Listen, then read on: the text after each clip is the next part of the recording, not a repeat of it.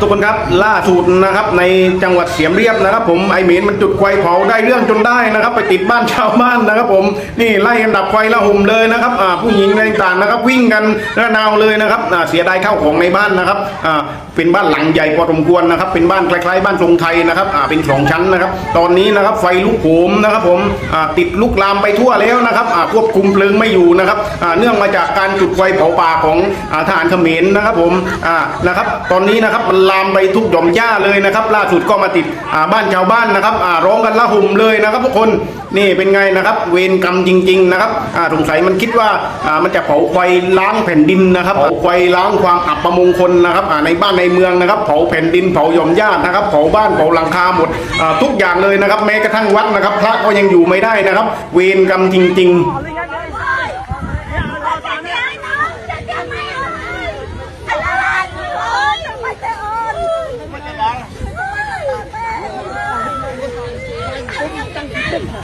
มันแตก